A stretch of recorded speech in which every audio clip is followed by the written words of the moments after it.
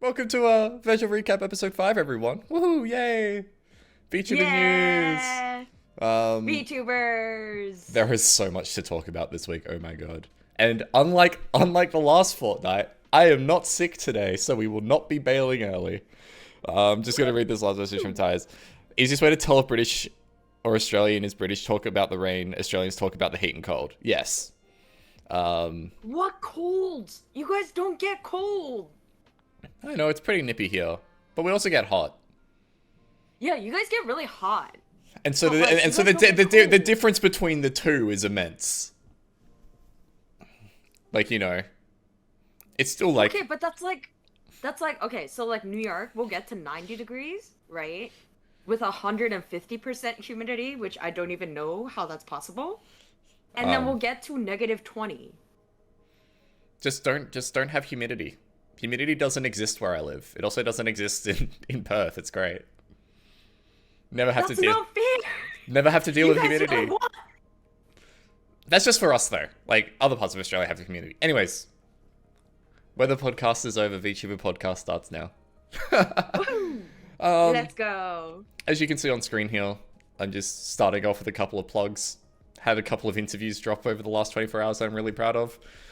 So after this episode, fantastic one. after this episode, obviously, you can go and watch the Return of Pandora episode of Behind the Model, which is actually episode 10, which I can't believe I've gotten up to 10 episodes now. And also, 10! what I think is a first for PRISM Project, I did the first ever interview with a PRISM Project talent. I interviewed Sara Nagare like 2 or 3 weeks ago, and the write-up is up now. It's very, very cool. She's an awesome person. I actually met her through a panel at Smash last year. Well, didn't meet, but saw her. Not Smash, CRX. And she's going to be at Smash next weekend when I'm at Smash. So, super excited to see them and all the PRISM crew. We've got more to talk about PRISM later in the episode. But first cab off the rank is NIJISANJI. Because it took 193 days. I actually did the math when I wrote the article about it. But 193 days, and they finally have NIJISANJI 8th Wave Krisis. A group of 3. UQ Wilson, Vantaclaw Bringer, and Vesalius Bandage. Hopefully I got all of those right. They actually debut later today in about 2 hours time. And this is I think this is the so-called Gamer Wave, right? NIJISANJI expert, Hannah? Yep. So this is supposed to be our gamer wave. I think the most interesting part about it is the fact that like, okay, other than the fact that if UQ doesn't play League, I am burning down any color in Minecraft. I promise. Right? Because he looks like Ezreal. His middle name is Q, which if you play Ezreal, that's like his most important skill. And his debut screen is literally like, do I have a bounty or something? Which I know, he really... fits it's literally Ezreal. I love how we both had the same brain cell reaction when the debut dropped. Yeah. And I was like, this is literally Ezreal. And we both were it's like a yes. Bouchard test. Like, anybody who played League, your first reaction was, is Ezreal in NIJISANJI? Now watch the debut be like, yes, my interests are League of Legends. Yes. Like, if he doesn't play League, I feel like Aster would actually explode. Yeah. We're getting awfully close to having like enough people to put together like NIJI in-house customs for League. If that's the case. I think you can definitely do like an ARAM because the best players are all mid laners. That's the issue. Oh. So you have like Aster, Mista, Kuzuha, all 3 of which play mid. Enna's really good, but Enna's a support. She's like the only support one, and then everybody else is kind of just like, yeah. Everyone's just like, I'm playing because my gen mates play. Yeah. That's basically it. But yeah, so I actually really, I want to click, sorry. I really, really like Vesalius's design. So we can actually have a better look at the designs here.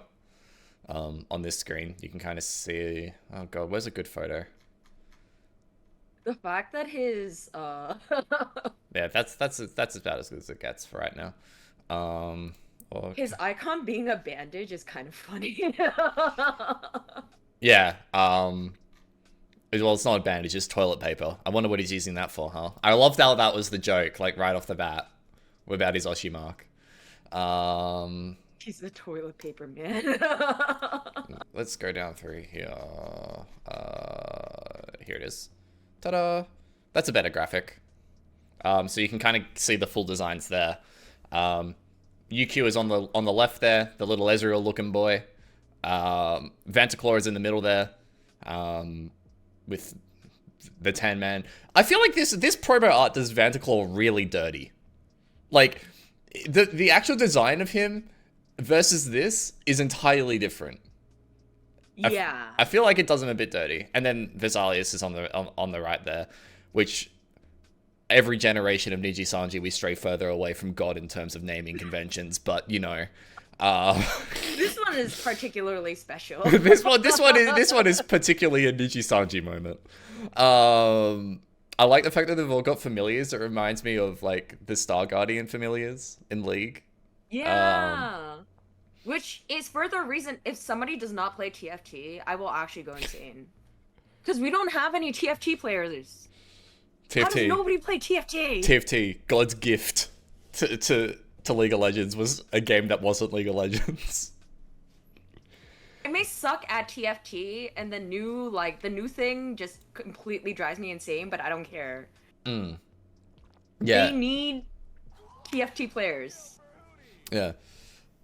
Lampy, thank you so much for the resub and welcome back in. You were missing stuff. Yes, you have missed a little bit. We've barely gotten off the mark of the first topic of talking about NIJISANJI Krisis. But yeah, so they've. I mean, I don't know what else is really to say about them. It's like it's funny seeing their personalities come out like on day one. Vantaclaw, despite looking like the most rugged of them, seems like the absolute like pinch his cheeks kind of like puppy boy mentality of all of them. A golden retriever. Yeah, he's a golden retriever. And whereas like we always get one of them every single guy wave. Yeah, and it's always funny how it's always like the hardened ones as well, like Luca. Yeah. Luca. Yeah. Like Luca looks like he might. He's the mafia boss, for God's sake. How is he mean and evil? Like, somebody needs to explain. He's mean and evil in the way that, like, my elementary school students at Sunday school are mean to me, right? Yeah, they're like, they really think they're trying to be tough, but in reality, they're like 3 feet tall. Yeah. Hitting your ankles. They're 3 feet tall, and their example of, like, getting even is like they hid your shit. Okay. Yeah. I guess what is your as the resident NIJISANJI expert and the resident NIJISANJI fan, what was your like reaction to the wave and seeing that things are still ticking over? And I guess as a bit of a longer discussion, because I know this comes up in a lot of discourse around NIJISANJI, is do you think the increased gaps between releases is a good thing? Okay. So, I'ma put a strong hint here, right? Certain things have been happening behind the scenes. Let us just kind of discuss it. Very frankly. Certain things have been happening behind the scenes. We all know that there have been rumors about leaks and such, and all I can really say, without getting some people into trouble, is that both of the major corporations have had really, really big incidents in the past 6 months. And it has led to not just 1 or 2, but like loads of people getting dropped, which was very unfortunate. So before this wave came out, I was actually really, really terrified that like the gamer wave might have been dropped entirely, which was very sad to me. So when they came out, all I felt was a lot of relief. Yeah. In that, like, I was just like, there was a non-zero chance that this wave could have never debuted, and the fact that they did debut made me really happy. Yeah. For reference, like, this wave, like, comes from, like, a group of auditions about 6 to 9 months ago now. Sounds about right. Yeah, I think so. That was very gamer It was specific. a long time ago. No, it wasn't. It was like within the last year, and like honestly, Yeah. the pipeline of like, if a VTuber like audition to debut pipeline is like a year, that's kind of like expected at this point. So, I remember it being about like October last year, I want to say. Yeah. Sounds about right. They recruited around October, and then they were like, "We'll announce results pretty soon," and we didn't hear shit. And I was Yep. like, "What's going on?" Yep. But I kind of, the thing that interests me is we're getting like longer and longer between NIJISANJI EN generations, which, to preface things, I don't think is that bad when you have a talent agency of more than 200 people. Yeah. I think there is kind of a critical mass, and NIJISANJI is quite big right now. Dangerously close to it. Yeah, I would actually say they've surpassed critical mass, and they're trying to like build back up and like build up the capacity again to just look after everyone and all that kind of thing. But I think this kind of measured approach of, if there is like a debut every 6 to 9 months, I think that's fine. And it doesn't have to be like another 6-person gen like Aluna and XLA were, right? It can be 3 people, it can be 4 people, it can be 2 people for all I care. I think it's really cool that an agency, which we'll talk about later in PRISM Project, debuts waves with just 2 people in it. And they're like, yeah, these are the 2 people that fit the wave, these are the 2 people that fit the theme that we want, and we're going to give them their space. And PRISM has not done that just once, but twice. And I think that's really good for an agency versus constantly having to churn out 5 debuts every 6 months or so. Because then you hit a lot of people very quickly, and you kind of get information overload, and you kind of feel for the back-end staff who have to work on all the various things that kind of entails. that obviously brings. I will say, there are downsides to that, which is the biggest downside, I think, to not debuting people constantly, and the talents have actually talked about this, is the fact that like there's a sense of exhaustion that I think hits VTubers faster than other types of celebrity talents. Right? Where for an artist, you don't hit that sense of exhaustion until about like the first year in. When it comes to VTubers, because they're constantly churning things out, I think it does tend to hit a little bit faster. So you have to offset that. That being said, if they know how to counteract that, I actually do think it's really good to wait. I think what and also they just don't have the staff. Yeah. I think, honestly, what NIJISANJI is doing with, like, the constant turnover of merch. And by the way, interesting point was I had a friend who was looking around on NIJISANJI's LinkedIn, of all places, and they're hiring for roles, like, for merch coordinators and all that kind of thing. But I think the fact that there is a constant tick over of new NIJISANJI stuff, and Hololive's getting there as well, I think, even though they have a much more limited cast, especially on the EN side. Because Hololive JP, there's always stuff happening. Like this week, Fubuki, like yesterday even, just debuted her new 2.0 model after 5 years. There was Guru's birthday concert. There's always stuff happening in both agencies with the existing talents that are there. NIJISANJI just has more, so you see more of it, and there's obviously, because there's more people involved, there's like the higher likelihood of people dropping out or people missing out and all those kinds of things. And I think NIJI did like expand very quickly, and now they're trying to play catch up. But I think this group is good to just keep the EN stuff ticking over. I hope they're not just seen as like an afterthought of like, oh god, we needed to push out a debut, here's like 3 guys. It's interesting that they've gone back to the whole single gen waves. I really, really liked XLA and Aluna for being mixed waves, but that's obviously not going to be every wave, and I think it's cool that they're just interspersing with, hey, these are like the models that we are creating, and these are the people that we think can fill them. Who cares that they're all male presenting or female presenting? Yeah. I think it's nice to go back to this. Yeah. Like, it's a nice change up. We'll see how it goes. Yeah. Like, and that's the thing. And you guys can see how it goes later today because they debut in, like, let me pull up my clock. 1 hour and 40 minutes. 1 hour and 40 minutes. So it's at 11:10 JST. Is when Vesalius starts. Oh no, when UQ starts. I think. They have a relay. 82 minutes. Oliver Evans just set up his waiting room for the JP version. Okay. The watch along. One thing we didn't mention. This is actually the first wave that NIJISANJI has released that ties together releases in JP and EN. So the Heroes Crisis wave that you're seeing here ties in with the 2 earlier Heroes waves in NIJI JP of Orions and Didaka, where they had 4 apiece. And those were Heroes of the East and Heroes of the West.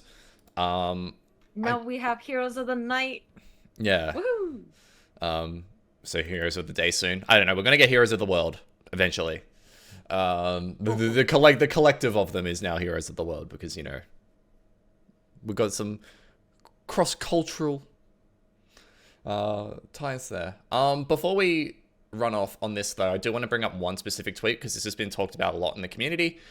Is AnyColor tweeted out on June 23, about 24 hours after the reveal of the Crisis wave.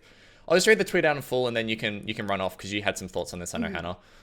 It has come to our attention that there have been multiple reports concerning external individuals and/or parties who are claiming to be affiliated or to be affiliated as AnyColor Inc.'s virtual livers. Some parties have even forged contracts in which they claim to have signed with our company. We should clarify that our affiliated livers, both current and those expected to be affiliated with our company in the future, do not engage in disseminating misleading information of this nature. So that's the statement. That's the statement they put out. Which, if you do a little bit of dot connecting, can lean into purported leaks about Krisis that were floating around earlier. But I have some thoughts on this, and I know you have some thoughts on this, so I'll let you run first. Yeah, well, I think, given one of the leaks, I think, is probably more credible than the rest. Let us just say, right? Mm-hmm. Like, it was very clear from the get-go that clearly, one of them was proven a lot more than this one, than the others that were floating around, right? Because some people were saying that it was supposed to be a 6-man wave. Other people were like, no, it was supposed to be like a 4-person wave, and like some people actually had stuff to back it up. Yep. Take that as you will. But I think, and this ties very heavily to what I was saying before, right? A lot of things have been going on, and you guys do not know all the details. It's very rare that we can even talk about all the details most of the time, right? Especially as journalists, like we kind of think about like what makes the most sense to discuss, and if we find that it's in the interest of everyone to know, we'll disseminate it, but we'll disseminate it in a way that kind of like hides the leaker, which is to say a certain someone was probably not very good about this, right? Because, you know, we kind of knew who leaked it as soon as the information dropped, which is not good. But all that aside, like, I think there's an additional point to have here, where this reads as, like, the timing of this statement is often that leads to the whole, oh, they'll just connect it to what happened in regards to Krisis. But let's not kid ourselves here. Impersonation is rife across VTubing, across internet and content creation. It is not unlikely. Actually, no. It has happened before where people will say, yeah, I'm going to be part of X agency, or yeah, I am part of X agency, and they really play up to the identity, or they say, yeah, I have friends in high places and all that kind of stuff, and they'll try and leverage that kind of parasocial connection to benefit themselves. I mean, that happened at Offkai, and we're going to talk about it in a couple It literally happened at Offkai, and we're about 60 seconds away from talking about Offkai. Yeah. This statement needs to be read in a very general sense. Obviously, it is going to be intrinsically tied to the context of what happened in regards to NIJI Krisis, but it is also going to be insanely relevant for anyone who poses as being part of NIJISANJI or being a part of any agency, for that matter of fact. There would be countless people who have said that, like, privately or even publicly, like, you know, that they've gotten into an agency, or they've gotten this really special opportunity, but that's never, you know, come to, like, panned out or something. Yeah. And they kind of lead the breadcrumbs to say that they're affiliated, or they come out and say they're directly affiliated, and it comes out to be a lie. And, like, that's a very common thing. Happens all the time in esports, which is why I'm very conscious of it. And it has happened in VTubing and will happen again. So this statement, I'm going to read with a very general scope and being like, yeah, look, the timing doesn't make it seem positive. And it does kind of draw attention to something that NIJI would rather not draw attention to. But which is where you're just like, oh, wow. But this is still a very big problem that is not isolated to what happened in regards to Krisis. Yeah. Like, it's just a general thing, and I would like people to just remember, like, as much as you might think you know everything, you do not. Yeah, I would not purport to say I know everything going behind the scenes, and, like, I think the two of us probably know a lot more than most people. I mean, right? I think that just comes from the fact that we engage with this medium so much. That's why we know. Yeah. That's why we know a lot, is because we engage with it a lot. And that's, you know, you don't have to value our opinions, but, like, you know, we have this fortnightly soapbox where we say, listen to us. So, you know, your mileage may vary. Anyways, let's move on to Offkai. Because that happened. Offkai was last weekend, right? Yes, it was last weekend. God, it feels like forever ago. Anyways, and so the details to know with Offkai this year, which actually I haven't got up. I'm gonna bring up the website so that, because that's gonna be a bit easier to talk through. Let's drag this in. Cool. So Offkai was June 16 to June 18 last weekend. Every single VTuber agency was represented. Hololive didn't send a direct guest, but they had a presence. And, you know, NIJISANJI had panels and meet and greets, and VShojo. IMAS even had a concert. All the major agencies in the tier 2 space that we like to say, so like Production Kawaii and idolEN and PRISM Project were all there as well. So it is a very big deal. Like, Offkai is becoming a bigger and bigger deal. This is the second year that it's been run. This year was a lot more problematic than last year, though, in terms of the how the event was run. So to kind of run you through just a high level thing first, and then I'll palm it off to Hannah for a few comments, is basically from day one there was tech issues, like from not even hour one, like it was hour 0, and like in the setup there was tech issues which happened across all 3 days and led to delays in performances of up to 3 hours. Numerous guests said that their panels, which were late at night, we're talking like midnight, meant to be midnight starts, or 11 p.m. starts, didn't start until 2:30 in the morning. Iron Mouse said that her concert was delayed, and that was true. I spoke to Vexoria, who said that her 18 plus panel was delayed with that was with Marina, Cottontail, and Fancy, I think it was. So there was like, that was delayed by like 3 hours apparently.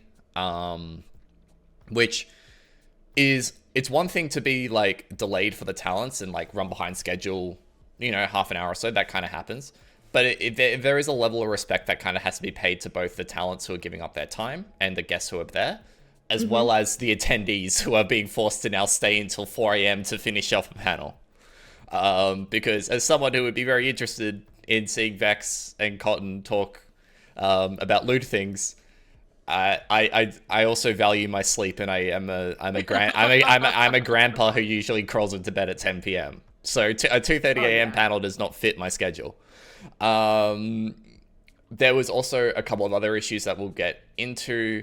But I think a lot of the meet and greets had like either delays in timing or it was just really difficult. Again, related to the tech.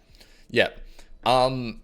Numi's concert, for example, was originally meant to be recorded and live streamed on Twitch, but then because of tech issues, they couldn't even get that up. And what all this points to is someone did not test the internet capability at the venue before the event, and they didn't get the sign off on all because they expanded massively for this year, right? Huge amount of expansion, and they just did not expect the internet overload that they had, because they had people in panels that were having to with like interactive activities, kind of like Kahoot style, who had to leave the venue to take part in the quizzes that they were running, which is just mind-blowing and not how you want to run a con. So all of this just really comes down to me to a bunch of load testing issues. But when you're a VTuber convention, that's kind of your entire deal.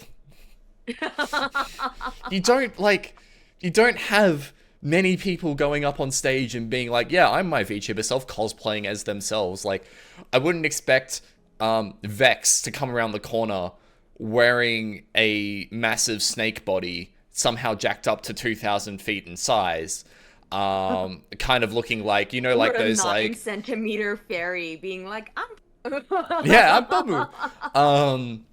In fact, I think like the Cinder cosplayed at Offkai, and that was the only major cosplay that I saw. So oh gosh, yeah, all the load testing. Yeah, so that was a big issue. I don't know, what were your thoughts on all of that and what you kind of saw? So like, I had a bunch of friends go. I think they did enjoy it in spite of all the issues, but I can say that from somebody who has quite a few friends who are running like conventions, I'm not very surprised that there were so many issues. First off, a lot of the technology is of, I don't want to say it's of like various, like, it's, a lot of the technology is super varied, right? So you have NIJISANJI that has built their technology, I want to say like 6-7 years ago, versus like an idolEN, which is like much newer, right? Or like, I've just pulled up like Wonderverse, which had like the 3D setup where you could like interact with the VTuber in real time. Yeah, exactly. And so like we're talking about an entire range of technology, which is very, very hard to deal with. But then on top of that, convention internet is always like super shit, right? Yes. And it's already not built for like the regular load that you would normally see at a convention, to say nothing of like a VTuber one, right? Which is going to be like a million times worse. So I'm sympathetic on that end. That being said, I think it's actually the venue choice that kind of hurt them a lot, because the venue was at a hotel, which like made it really, really convenient if you were there. But hotel internet is also shit. Yep. Yeah.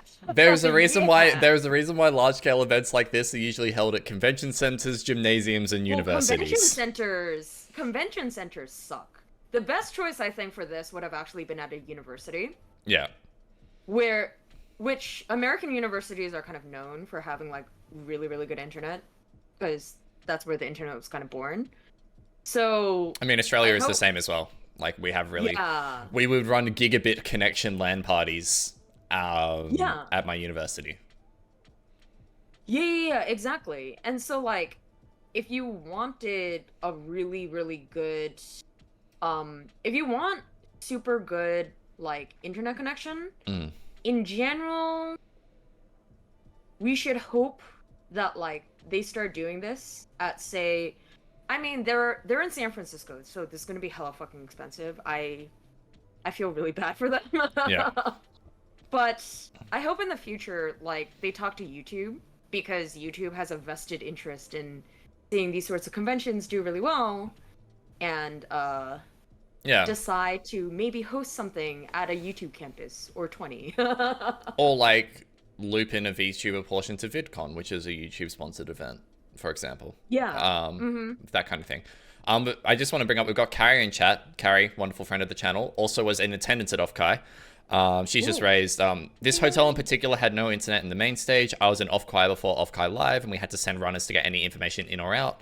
No cell service inside either. And that's just purely like, there are too many bodies in the one place. Yeah.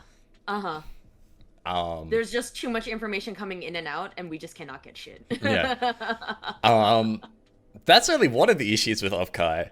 I'm gonna bring up this. Let's talk about the specials. Yeah. So like, as you can see, like I actually prepared a couple of tweets to be like, yeah, there was tech issues. Haha.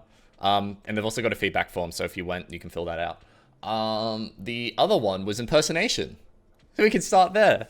We come full circle back to the topic that we talked about at NIJISANJI Krisis stuff. So someone went up and participated in an event and walked around Offkai pretending they were Cooksey. Now, if you don't know Cooksey, Cooksey is the biggest VTuber clipper on YouTube. Bar none. Unless you're in the Hololive space and you're like, then like you're contesting with like sushi clips, but like Cooksey is like the biggest in the English VTuber space for sure. This guy was walking around with a badge that had been doctored to say he was Cooksey, and also in a Cooksey shirt that I think he printed himself, because I don't think it's official Cooksey merch. Yeah, there you go. This is, so yeah, you can see this tweet from Cooksey. This is someone with a self-made t-shirt with my profile picture on it. I'm currently at home, not at an event. And, you know, kind of impersonating someone who is a major face in VTubing at a VTuber convention where privacy is paramount. It's kind of not the best look. Yeah. And like, other people were also, okay, so I will not say who. I think you can probably piece it together from this, but especially at this convention where, like we said, Hololive had a presence, but they were not officially there, right? So like, we may all know who these people are, but the general etiquette is that you kind of pretend that you don't know, right? Yeah. Unless it's explicit, like unless they're like, yeah, it's fine. It is, but it is a consent is important thing. Yes, and like especially when we're talking about a medium that was literally born because people didn't want to show their faces. Like, I feel like we as VTuber fans should be even more cognizant of that, right? Yep. And so like this impersonation issue, this like people going up to other people and saying, "Oh hey, like VTuber name," even though they weren't explicitly saying that's who they were. All of this was super, super important.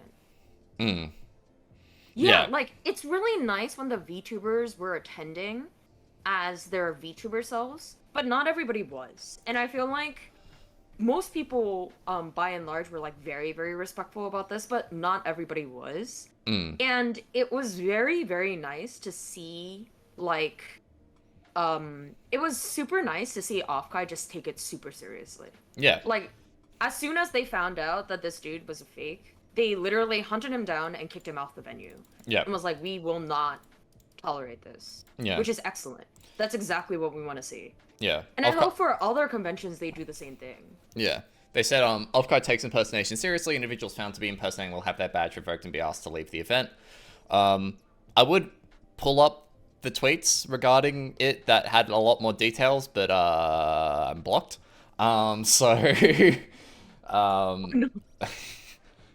Yeah, that happened this week as well. Haha. That's the virtual recap after dark discussion. Are you 18 plus? Also known as my Discord. But yeah, so impersonation at VTuber cons is something that we'll have to be mindful of in the future as well, because it is just going to be so easy to do so when people are like private. And that's going to be that is a inherent risk, especially for agency VTubers. because Especially because I think in their contracts, some of them might even say like you're not allowed to say yes, you are XYZ person without our explicit permission. yes, and like everyone, it is the open secret that the people behind them do attend conventions like these as their human selves, but then they'll only post about it like 2 weeks after the event. Yeah. Like Or they won't even acknowledge it at all. Like, yeah, like the worst kept secrets in Hololive, we all know, right? Mm. Some of them were possibly there. I will neither confirm nor deny this, right? But like, that is up for them to say. yeah. That is not for us to say. I just look back to like all of the convention tweets that soleN and Funana do, where they're like running around, and Pomu as well, where they're like running around getting merch of themselves, but then they only like say it like 2 weeks after the event because of like the safety risk and all that kind of stuff, which is like totally fair. And it's completely valid. Like, it is super dangerous for them to attend. Yeah. Personally speaking. Carrie's also brought up another good point. I was initially surprised there was a clip that got impersonated, then upon thinking about it more, it wasn't surprising at all. That is so true. It is not surprising at all because they're the easiest people in the space to impersonate. Because, like... Which is, like... Yeah. Really sad, though, because, okay, so...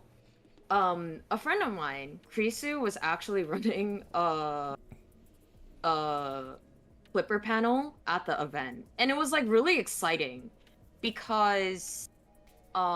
it was like one of the first times that Clippers had actually been like officially recognized at an event like this because they are so critical to how we engage in fandom.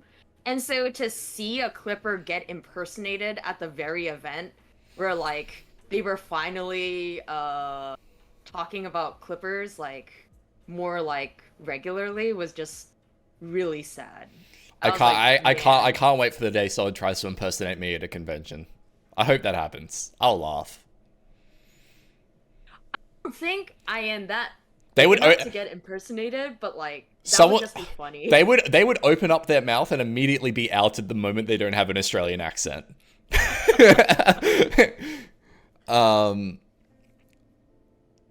Yeah, so I think that the clipping discussion is like a whole nother thing. The next time the Clippers, the Clipper and YouTube reuse content saga comes around again, we'll probably chat about it again then. But in the meantime, if you're interested in more details about YouTubers, like VTubers and Clippers, I actually have an episode of Behind the Model with VTubers I Love, who is actually at Offkai, and how he got into clipping and like his motivations behind it and the clipping ecosystem as a whole. So if you're interested in learning more about VTuber clipping, that episode's like about 35 to 40 minutes long. You can go and watch it on my YouTube. You watch it. It's really good. Yeah. And then there was a couple other things that I just want to touch on Offkai before we finish. Can this tweet please load? Thank you. Evanito is a massive VTuber adjacent content creator. Has been under fire this week for multiple other things, but I just want to talk about his Offkai stuff in particular, where he did a bunch of IRL streams in and around Offkai. IRL streams weren't explicitly banned by Offkai, but there was a lot of rules around them, and he got permission to do so.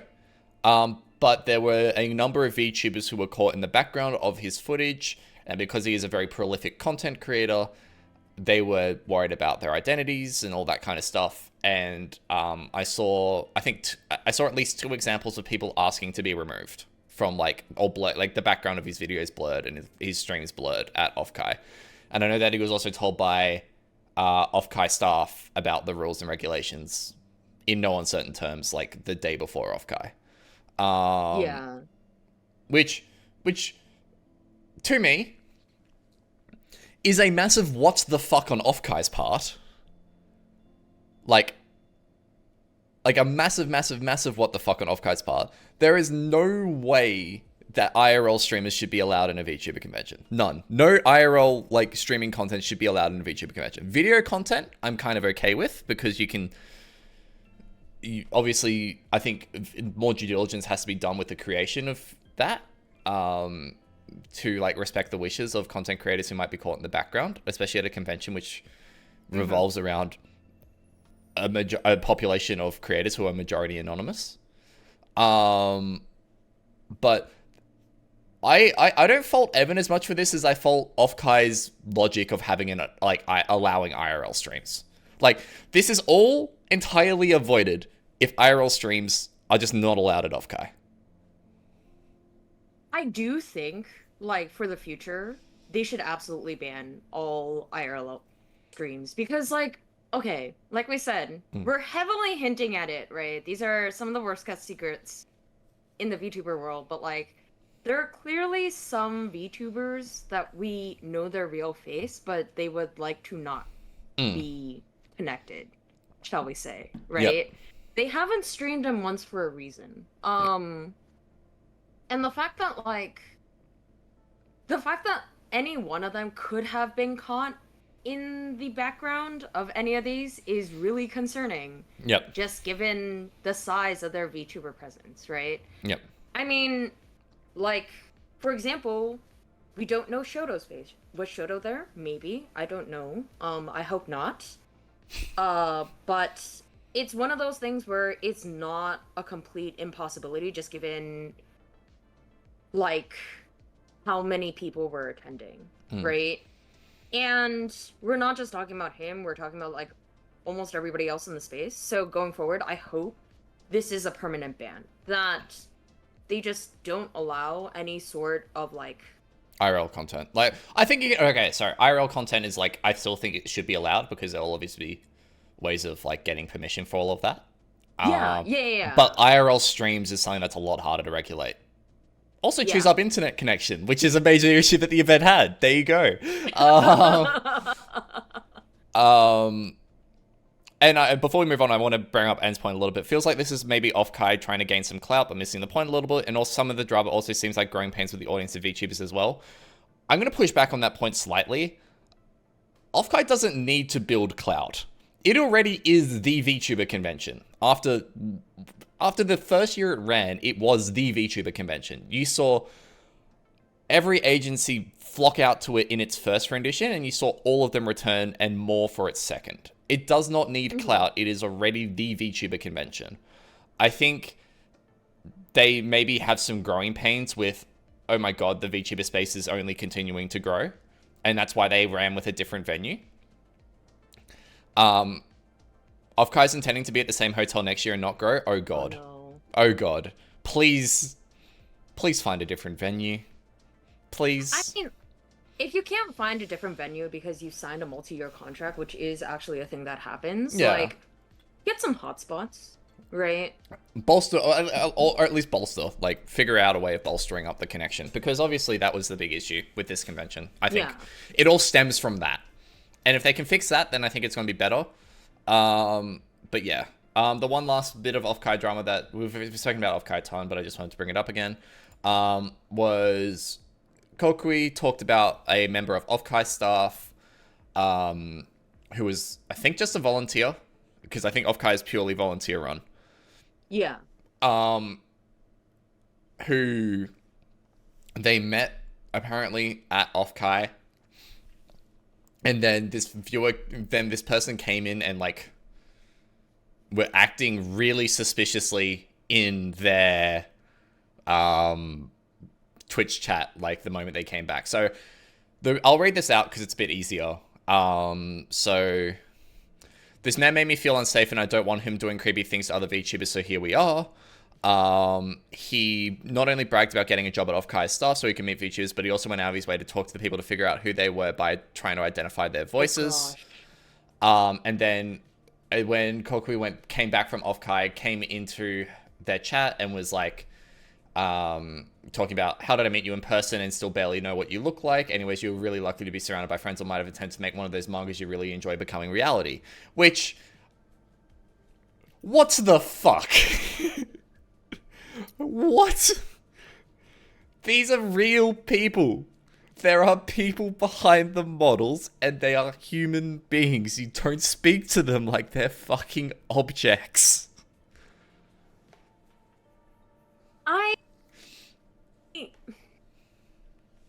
I put this? I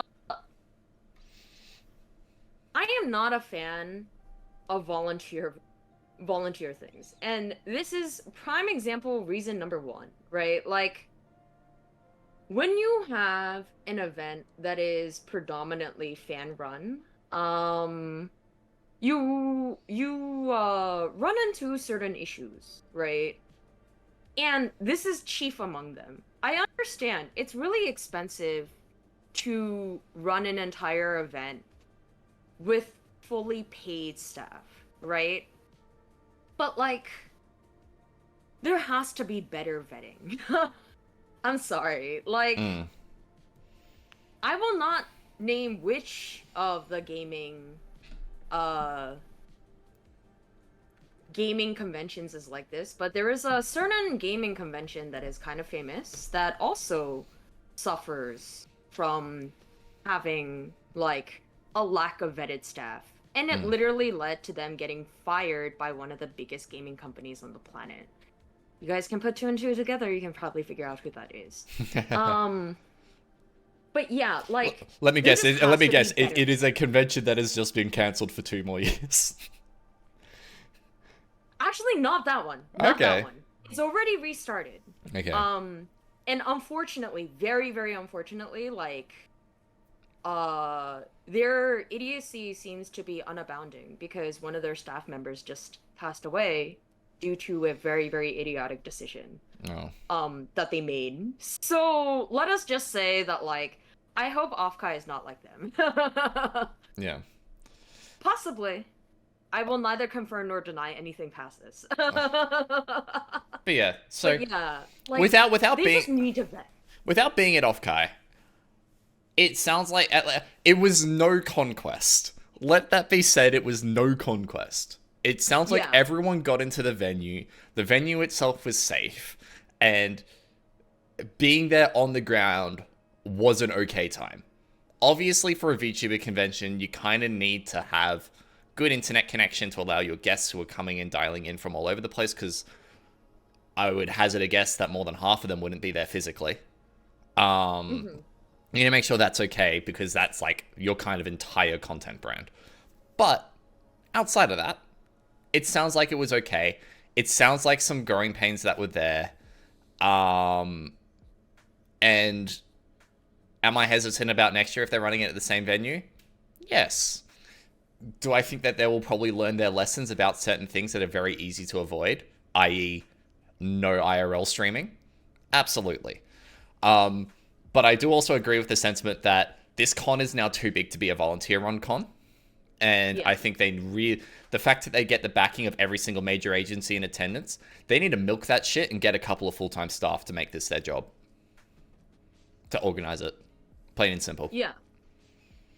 Like, at the very least, get them to vet the staff, because, like, okay, so as much as the 2 major agencies don't hire underage, it is kind of true that, like, for whatever reason, VTuber fans do run a little young.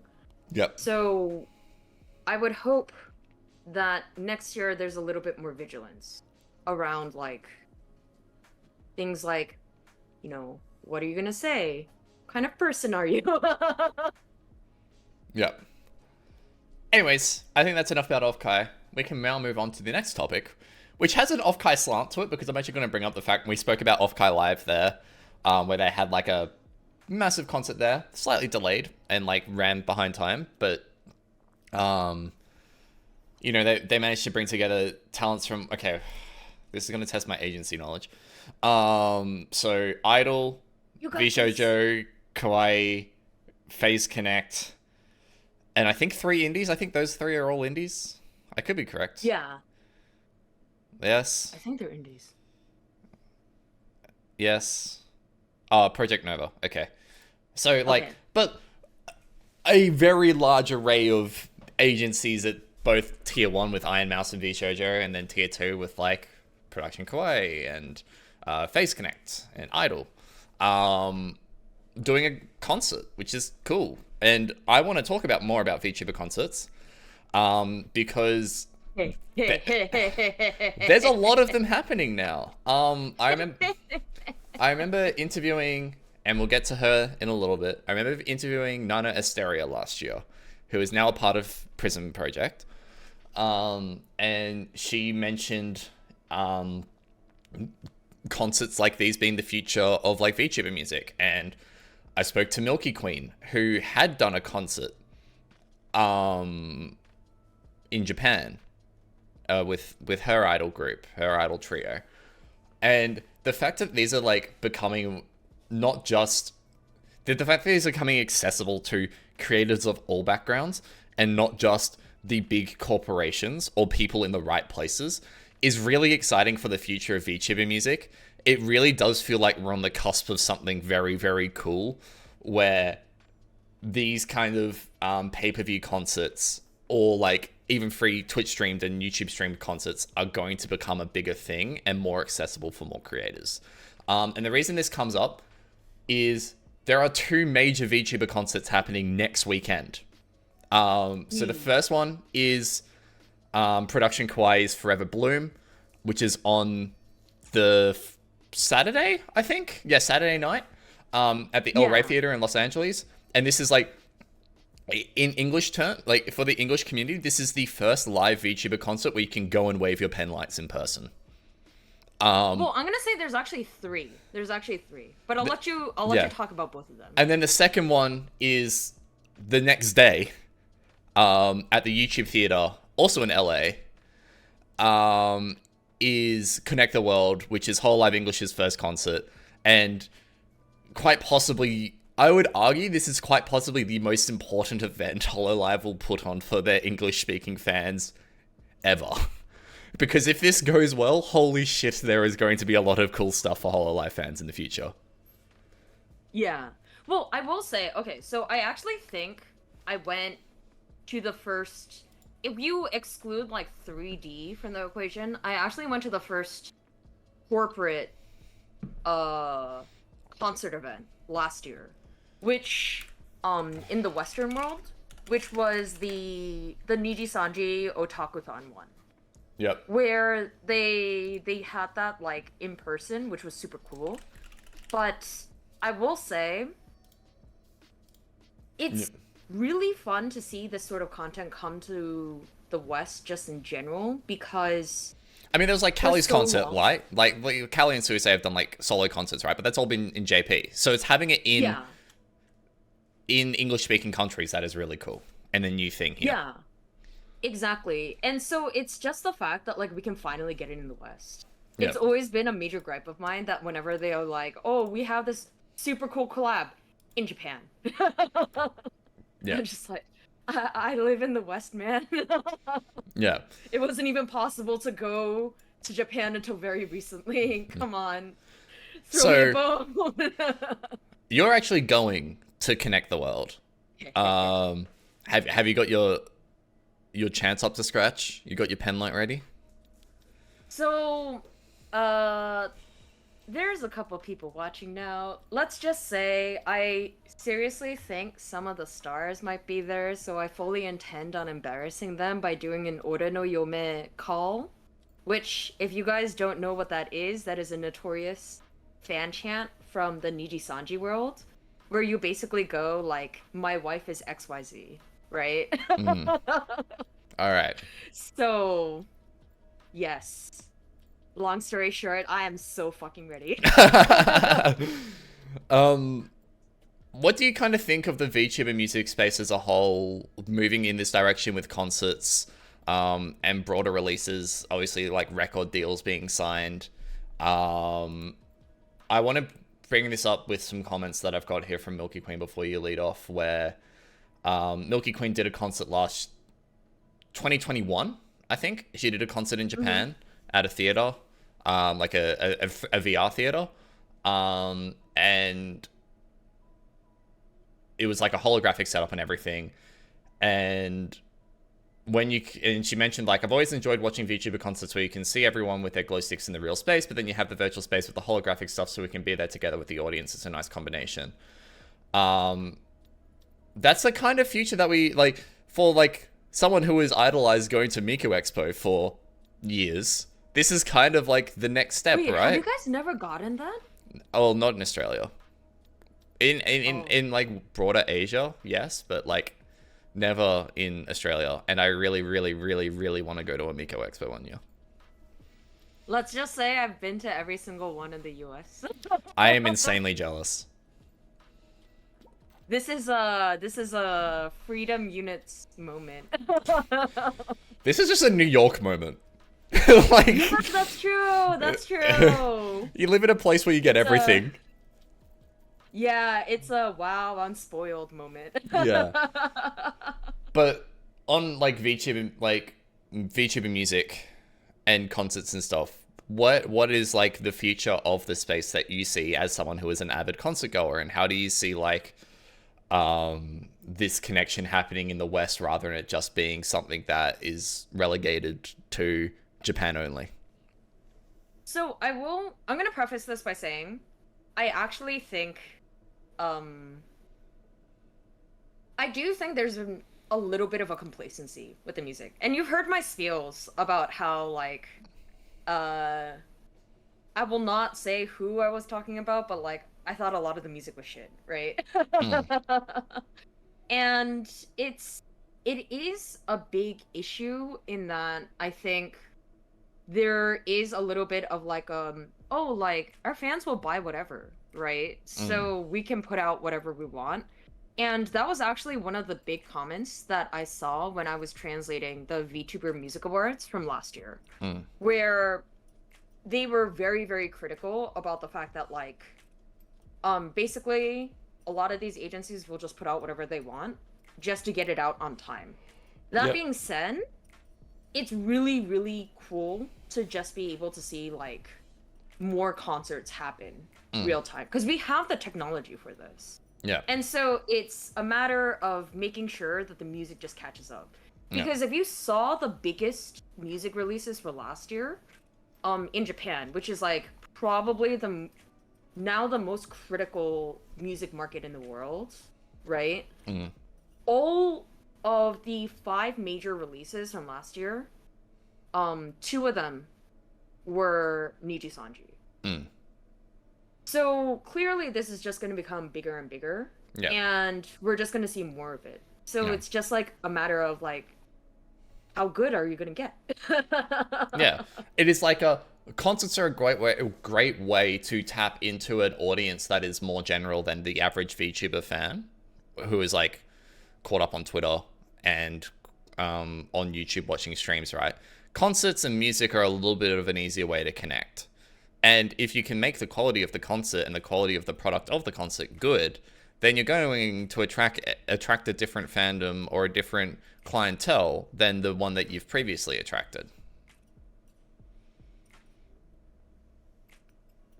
It's also just a matter of like, I want to see something. Okay, so again, there's going to be a very spoiled moment, but like, I have seen a lot of Miko Expos. So I'm curious to see how they're gonna make this different. I think the fact that it is VTubers is inherently different to Miko Expo, but because then That's true. It is like an actual tangible human being behind it versus here is an android character that has many identities because people can take her identity and morph it into what they want. Yeah. Because it's not going to be pre-programmed, which is also the other thing, right? Yeah. So that is inherently really cool, but I'd like to see what kind of twists they can bring, because I think it's going to be really interesting. Like with Fantasia and stuff, you do see a lot of this, right? Yeah. With HoloFest, you see it. And so it's just kind of a like, what aspect of that are they going to bring for this? Because the same time the production Kawaii live happens is when AX is actually doing a general VTuber concert for like multiple. I forget who's going. God, yeah, Anime Expo is this weekend as well, right? There is just way too many events. There are way too many events this weekend. Like there's Smash in Australia. Anime Expo. Hold on, I can quickly look this up. You keep talking. Guess who's going to all of them? You're gonna have a wonderful weekend in LA. Are you going to the Kawaii? No, you're going to. I'm thinking about it, but there's also that like the general VTuber one. Like they were like, oh, some guests might be coming. Hint, hint, hint. And I was just like, who's coming? But also like, how many people am I gonna have to fight for this? I'm just sad that like they've like backed out on so many of the music talent that were gonna attend, and like they just like completely backflipped for AX for their show opens.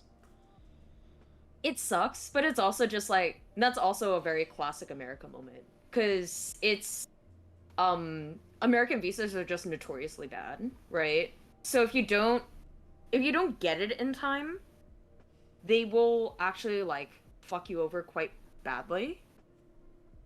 So I was just like, yeah, you always expect a number of people to just drop out. The fact that they didn't announce it is kind of shitty, but that's also an Anime Expo moment where they're just like, we don't care. You guys are coming anyways, right?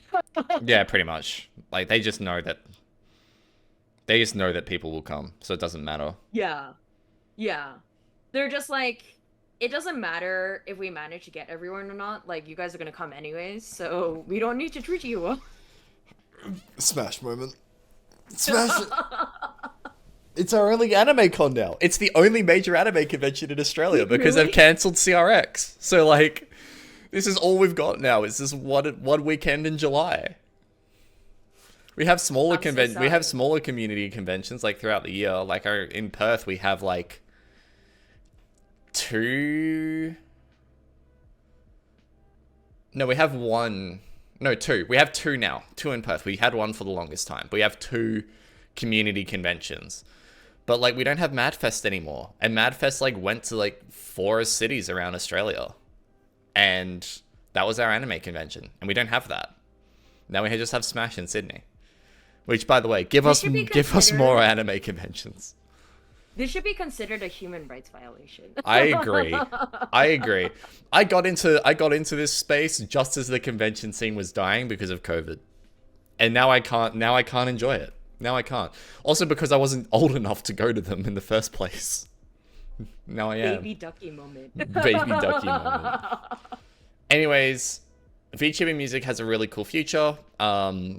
Yeah. If you want to go check out either of the concerts this weekend, they're pay-per-view. So you can go and buy tickets for Production Kawaii's concert to watch online. I don't actually know how much it is. I know the Hololive concert tickets are like $80. Oh, they're both around the same price. The online streaming tickets are around $80 each.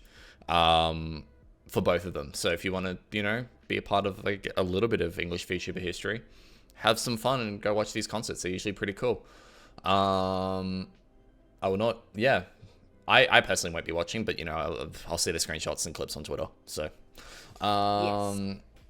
Yeah. Or you can join me in LA. Join me in LA.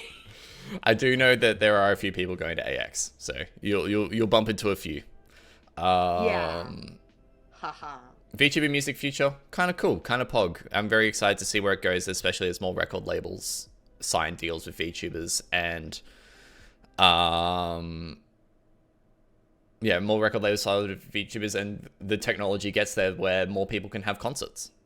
Yay. Anyways. Well, Lampy, you can come with me to Montreal, just hint, hint. We're actually getting to the point again. Like the last 3 topics that we have to discuss, we won't actually spend too much time on, and we've actually alluded to quite a few of them already. As you can see now up on the screen, we are now talking about PRISM Project, Gen 7, their first adoption wave. So the PRISM Project has now picked up 3 more blue talents, which is funny. They picked up Mako Samashima, Nana Asteria, and Emma Omiya. Combined, they have like 75,000 Twitter followers and 100K followers across their main streaming platforms. And this is the first ever adoption wave that PRISM Project has done in 2+ years. And with the adoption, all 3 of them are getting new models, but I spoke to PRISM project and those new models were already in planning for the VTubers themselves. So like that's just an independent project, and PRISM is there to just generally support them throughout their new endeavors. The quote from the press conference, not the press conference, the press release, and speaking to Shogun, who is the supervisor of PRISM project, he basically said this is the last group of debuts from their audition wave in August last year, which saw 3,000 people audition and 8 people make it through because of Gen 5, 6, and 7. And I'm trying to find the quote down here. With the additions of Marco, Nana, and Emma, PRISM Project is taking a leap forward in aiming to create a virtual talent industry where virtual talents can achieve their goals and dreams of building professional careers as talents, while, if they choose to do so, being able to maintain the community stories and history they have built up as independent content creators. PRISM Project is dedicated to assisting strong, highly motivated talents who have proven their desires to grow and develop in the business areas in which the Sony Music Group is traditionally strong, i.e., record labels, voice acting, etc.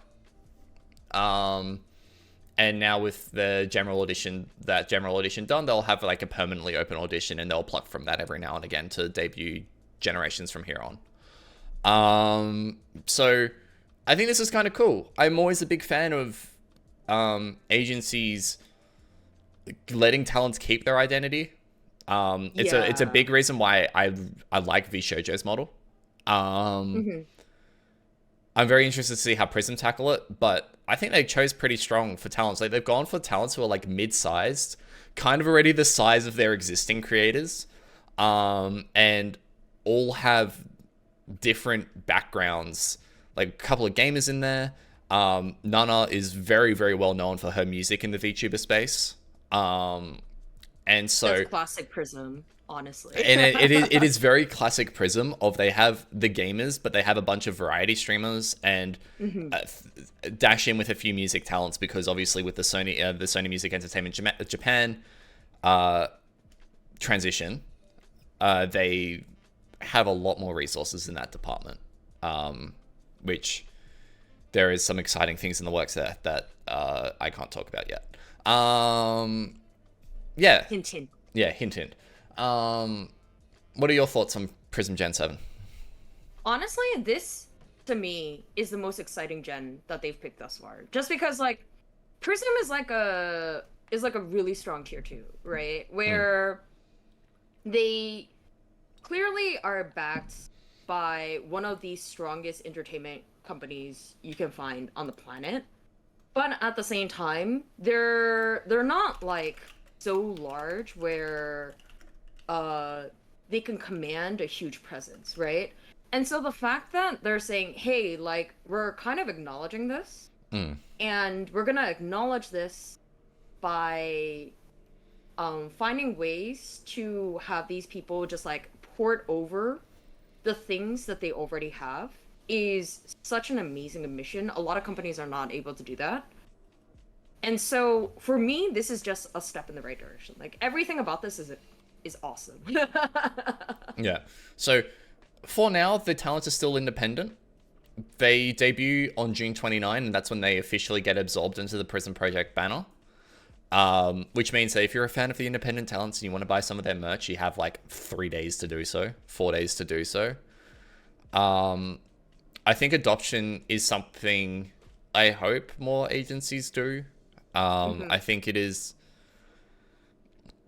The way that PRISM is doing it is respectful of the fact that, hey, these people were creating great content before, and they can continue the community that they had built and that rapport that they had built, rather than starting from square one again, but with the backing of a megacorp. Yeah. Because look, like, a lot of people forget this, but Kuzuha was an adoption. He actually was an independent streamer before he went into NIJISANJI. And he was probably their strongest adoption. Like, yeah, it's their biggest right now. and like, for everyone in the Hololive space talks about Suisei, right, as being as an adoption as well. So it's not like adoptions have tried and been failed before. Adoptions have tried and basically only been successful. And I don't see reason to believe why this one won't also be successful. We're talking about different scales of economics here. PRISM is not the size of Hololive and NIJISANJI. But what this acquisition allows VTubers to do, like Marco, Nana, and Emma, they can potentially go full time now. They can potentially make this their living, whereas before that might not have been the case. And they have more opportunities now. They can tap into the Sony Music brand and have a go at getting some sort of record deal or recording a single or getting involved in the anime voiceover space or just the general voiceover space and have a bit more production experience. Like we've seen Prism High come out of some of the Prism talents recently. That was with Non and Niku, who like made an anime style sketch series filmed entirely in VTube Studio, with like all the voiceovers holograss style, which is, you know, if you want to go and watch it, I think it's on Non's YouTube. It's like 10 minutes long in total with 4 episodes. So I think adoptions are cool. I think Prism is the right agency to kind of do it. I think it's good that an agency of Prism's caliber is doing it because it kind of signals that, hey, this is a thing that you can do. And I think it also gives the indie space a little bit more hope that, like, hey, if I wanted to have the benefits of an agency but keep my brand, there is a way to do that. And I think that agency talents and indie VTubers shouldn't be seen as exclusive from each other. Like, they are part of the same ecosystem, and ultimately the designs do have a lot of overlap, so it's not hard to see. I think it will be good to see agencies pick up and drop VTubers, kind of like how traditional talent agencies pick up and drop creators. I think that's probably the future. Yeah, and like the thing is, this is a model that Sony is very, very familiar with, because like they are very, very well known for their idol, like their idol talents are extremely strong, right? We're talking about the agency behind Nogizaka 46 and Keyakizaka behind Lantis, which is behind every single Love Live project that you're behind, or that you might like. That's Sony. So this is a model they're super familiar with, and quite frankly, their lawyers are probably more used to it than starting from scratch. So I hope this tells more tier 2s that, like, it's okay to adopt. Because that is, quite frankly, how a lot of the people who are in that tier 1 space got there, right? They adopted the right people at the right time, gave them the resources to blow up, and they blew up. Adoption is like mutually beneficial. Like, there is obviously the downside of, if you're an indie and you choose to be adopted, you lose some sort of creative autonomy. But you're investing it into a brand which is bigger than yourself. You get to leech off resources that you might not have had previously. And adoption is beneficial in that it builds your brand and the brand of the brand you're being adopted into. And it kind of feeds into itself in a vicious, not a vicious, but a very nice paradox. A virtuous cycle.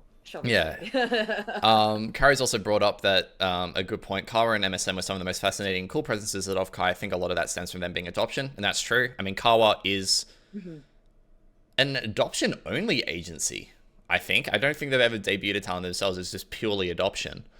And MSM is just a generic talent agency that just has a lot of VTubers on hand. MSM was also behaving a lot like a VTuber agency at Offkai than I expected. I'm not surprised. For what it's worth, I have quite close connections with MSM, with a couple of their managers, and they are very, very involved in the VTuber space.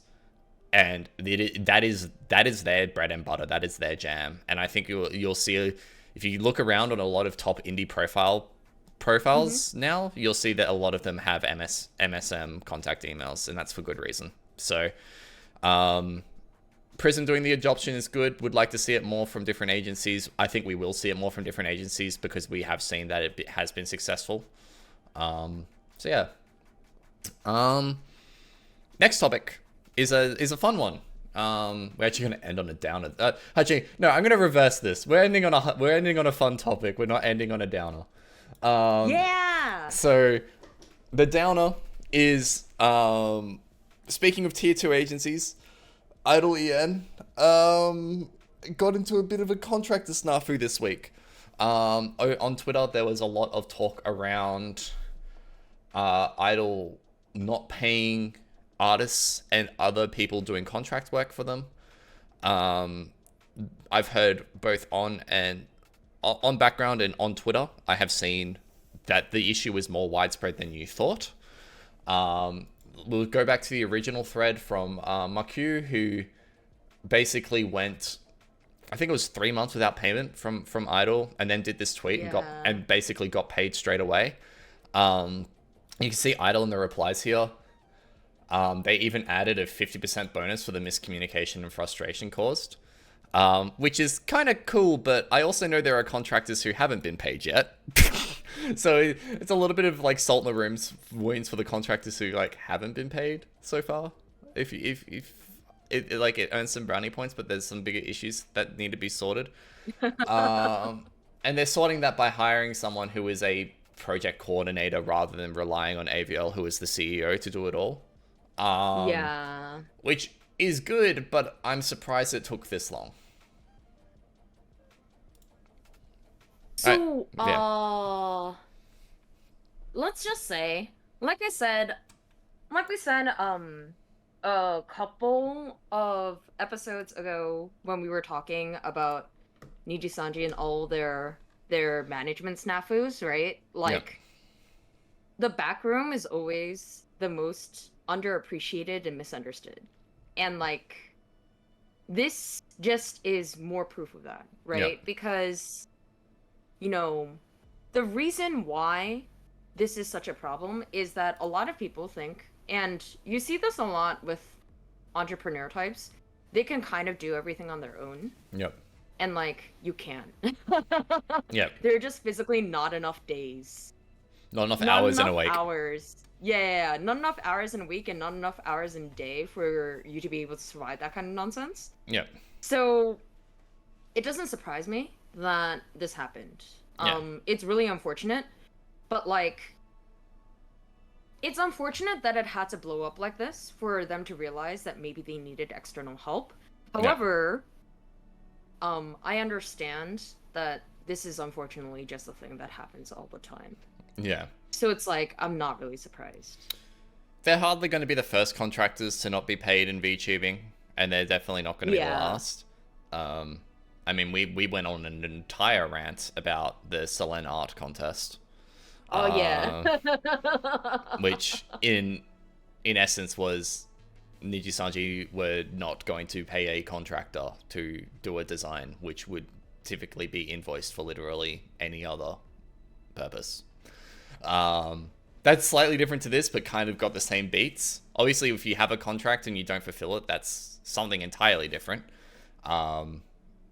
Contracts are good. We like contracts. We've spoken about that before, about VTubers lowering up, especially in the VShojo stuff when Silvervein Yana's left. This to me just I want to give the benefit of the doubt of like, yeah, this is an agency that is growing and is new to the space and is trying to still get their feet on the ground. And AVL is obviously a CEO who has very high ambitions and very high drive. He's also very young. And the mistakes... Really? Yeah, he's also very young. And so the mistakes can be... No, okay, sorry. Not as young as me. He is aged between me and you. I won't say the exact age, but there you go. So he is on the younger side. And startups typically have a level of immaturity to them. But there are some slight issues with this statement that was put out, though. It's like, we're adding a bonus for this instance. I like that does get good public favor, but doesn't solve the systemic issue. And this is obviously going to be salt in the wounds for contractors who hadn't been paid at that point. And now as far as I'm aware, publicly, all the contractors have been paid. I think there's maybe like one or two who haven't been. Like his con is another example where it's like, can vouch that communication was wonky in general, but Idol Corp recently hired a project coordinator to deal with communicating with creators, and rest assured things will be better from now on, which is great. It's just a bit sad that it got to the point that it had to spew out onto Twitter, and like, you know, it's not a good look. But I think they've done well. Like, I think they've done well to at least mitigate a PR disaster out of it. Let's just say that. Because there is a world where this does turn into a PR disaster. They've done well to mitigate that. But I still think that they lacked a little bit of foresight to see that this was definitely going to come. And, yeah. I mean, for God's sake, they have one of the fastest growing, not just fastest growing VTubers, one of the fastest growing YouTubers on the planet right now. Like, well, it's just this is a thing that they're slightly behind the bell curve in terms of trying to scale up off the back of that. But you know, this is something that I think is it's something that is very hard to oversee, and the fact that they oversee it is a little bit of like a to me. Yeah, it's just like this is just a thing that really happens. Kari's mentioning Riku. That's like another really, really big example of like a very young any color CEO for the uninformed. And it's just it's a thing that you really expect from it's growing pains, right? Where you're just growing way too fast and you just don't have the support staff for it because support staff are always the last to get hired. Cries in marketing and PR. It's okay. Someday you will be respected. Yeah. It is, yeah, and it is tech and new media. My thought on that is paying contracts is something that is old as time. So, as a comms professional, I am usually called in to handle comms disasters. So, I can understand miscommunications, and especially when you're the kind of head honcho that's doing everything, and it's okay to say, all right, I don't have the resources to do this, I need to outsource. I just think, like, this is a very easy thing to foresee, and the fact they didn't foresee it is a little bit of like a, to me. But you can only really take them on their word. If they're better from here on out, this is just like the tiniest little blip. If it continues, then there is something systemically wrong. So that is the kind of fork in the road that we're at right now. It is literally the dude at the fork in the road, and there are two castles, and one is like the massively stormy one, which is like full of like unpaid and unfulfilled contracts and bad communication. The other one is, and the other one is your VTuber agency gets listed on a stock exchange somewhere. So there you go. That is kind of like the two paths that Idol are at right now. I think it's it's not the biggest issue. Obviously, people, if this happened and then they didn't come out immediately and say, yo, we fucked up, then that's an issue. But the fact they immediately came out and said, yo, we fucked up, is like, I'm willing to give them some rope. But also, don't understand how it got to this point. I think we're both a little bit biased in that, like, obviously we're keeping an eye on them, and we're just like, oh, they are really interesting. Yeah. I've seen enough startups, both like in tech and elsewhere, where this is completely believable to me that somebody was just like, oh yeah, we totally forgot. Yeah. You have no idea how common that is, unfortunately. Which is a shame. Like, which is a shame when you're companies. which is a shame when you're dealing with like people's livelihoods, like people who might depend on a paycheck. Which exactly. It should not be this way. The fact that it is this way kind of sucks, but you know. Yeah. They've put in the stopgap, and I'm not one to like be an apologist towards corporate structures, but you know, if they leave up their word and they follow through from here on out, I don't see any issue with anything. They're on thin ice. Do better. It's not on like they're on thin ice. It's like, you know, you fucked up. You fucked up. If it doesn't happen again, it doesn't happen again. But like, you know, it is a blemish. Anyways. Good. And on the happy news, right? Happy news. On the happy news, I wanted to highlight the Games Outreach VTuber SummerSlam, which is still ongoing at the time that we are recording this, and I think ends later today. Across like hundreds of VTubers, there has been more than $350,000 raised for charity, which is an insane amount of money from the VTuber community. Gamers Outreach, an insane amount of money in general. Gamers Outreach as a charity does a lot of work. As a service, does a lot of work to engage kids in hospitals with like video games and equipment and entertainment and joy through tough periods. And I think that's something really special.